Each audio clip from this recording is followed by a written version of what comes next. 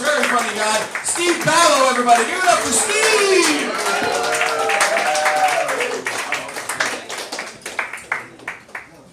Thanks, everybody. Keep it up for all these comments that come out. You're all laughing. Everyone's in a good mood. Fantastic. Awesome. You know, this is my first time playing, below 80th Street. So it's kind of a big deal. So I even had some buddies. My friends came from Cape Cod. And said, we're going to come. We're going to stay in a hotel. We're going to see you. I said, no. I don't want to put you out. You can sleep in your car in our parking lot. So, we got them all set up. So, I had a lot of anxiety coming into the show today. I got jitters. It was like, oh, my friend's going to show up. And then my wife just comes and she just alleviates all anxiety. She has a special trick about it. She's like, I told her today, I'm so nervous. I don't know what I'm going to say. I don't got my bits. I don't know if anyone's coming. And she just tells me, well, it's all right. I told everyone where the show was going to be. They're going to be there in Greenwich, Connecticut. The Greenwich Comedy Club. So, I said, anyway, we got that problem rectified. And then we're on the way here. We're on the Cross Bronx. And, I'm dodging the potholes. The traffic's bad. I'm running late. I could see. And then she just says those magic words that always put a driver, at ease. I have to go to the bathroom now. So, we keep going. There's nowhere to stop. We're on the FDR now. There's traffic. We're stopped. And she's from Thailand. She's actually from Bangkok. And did you know that Bangkok's #1 export actually is traffic jams? So that's her contribution to the world.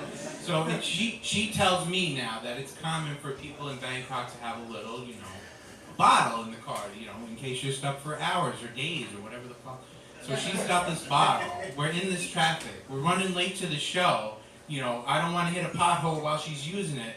And it's just at that moment, I'm so happy that I was brought up Catholic because I could just say the names of churches I've seen, like Holy Child, oh, Mother Immaculate Mary, Saint Joseph by the Sea, Christ the Adjudicator, whatever.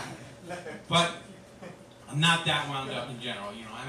I'm trying to become the pretentious movie snob.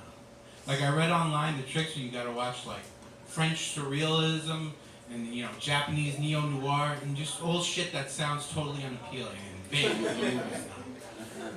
They said, don't worry, it's all Kafka-esque. So just say Kafka, everything's Kafka-esque, and people say, oh, he knows his stuff. But the hard part is, that stuff's boring for me. So I just want to watch horror movies. So I'm going to become the pretentious horror movie snob. It's equally shunned by society, so I'm still winning there, and I get to watch as many 80s slasher movies as I can stomach. I actually took a day off this October so I could watch all 12 Friday the 13th in one day. So, I felt it was like quite the economy. Now I know the whole story. And, did anyone see the new Halloween movie this holiday season? Yeah, people did. As the pretentious slasher snob, I did not like it. I prefer Michael Myers when he's fighting Busta Rhymes or LL Cool J. I thought he was going to come in and he was going to face off against Drake in this one, or Kanye West, or whatever his name is this week. And it's just like, it's too much. They committed the cardinal sin of those slashers. Like, the worst thing they could do is they just say, turns out he's magic. That's why he doesn't die. And it's like, that only works for the leprechaun. Like, get this through your head. And like, the victims made me feel bad in this Halloween. Like, I felt bad when people died. Like, usually I'm going in for another 80s slasher. Like, the kids that died, they're just fodder. They're there, they have sex, they smoke a little weed, they get stabbed. They're one-dimensional characters. And I'm a horror movie snob, so I watch 100-year-old horror movies. And guess what? It's the kids drinking mead, smoking those big Lord of the Rings pipes. Those are the ones that get it. But in this new Halloween movie, it's the paramedic that tells a long story of his 2 kids, and he's getting the axe to the face. Or, the trauma survivor who did it all to, push through their attack. They're the one getting stabbed in the eyeball. It's like, I feel sad. I don't come into these things to feel sad. Come on. But so, last week was my wife and I's 6th wedding anniversary. I almost got the number. 6, thank you very much. So, As you might guess, she's also a horror fan. Like, that's what we have in common. So we like to stay at those real scary New England bed and breakfasts for our anniversary because it's in October. We get a little spooky on. So we decided to go to the scariest state of them all in New England, right? Maine, because of Stephen King. You know there's going to be Cujos, and there's going to be caves full of clowns, and something called a Tommy knocker. I don't know what that is. I didn't read or see that one, but I don't want my Tommies knocked. So we're driving up there, and she said, well, let's set the mood for this romantic weekend and listen to 6 hours of serial killer podcasts. So 6 hours, and we're in Maine. It's dark. We're at this haunted mansion. All these podcasts going around in my head. It's like, this is it. This is our time to get kidnapped and murdered. This is our time. One bare bulb in this haunted B&B. Like, it fits the bill. It's got the big Dracula doors and all those scary gables full of bats and stuff, and just like shit. So we're in there, and there's just one bulb, and it's got the desk, and it's like the key, and like has the note with our name. It's the big haunted key, like one of those iron jobs. And it opens a crypt as well as our room.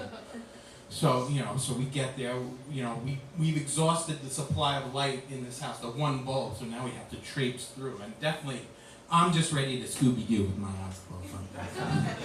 But my wife, she's the brave one. She pulls out her phone, and uses the light, and she gets us through. And I'm like, thank God for my wife, because there's no way in hell I want to see anything in there illuminated by just a flashlight. So we get to the room, and it's got these big, frightening portraits above a fireplace.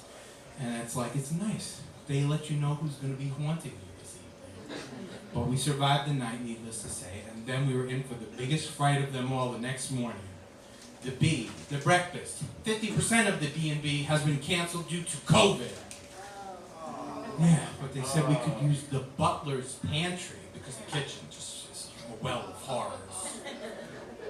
So we're in the pantry, and it's like, we had some food, so we're like, we gotta find the plate. And then about these old mansions, they're cursed to have all the flatware that was ever brought in, can never leave, and is in cupboards with 50 years of dust on it. So I managed to find a turkey platter with just 20 years of dust on it. And the butler's pantry has a little, airplane bathroom sink, so I'm trying to clear this turkey platter. I'm just like, my next call is to Stephen King. You're gonna write a story? Haunted Marriott. That's the one. Okay, thanks everybody. I'm Steve Ballow.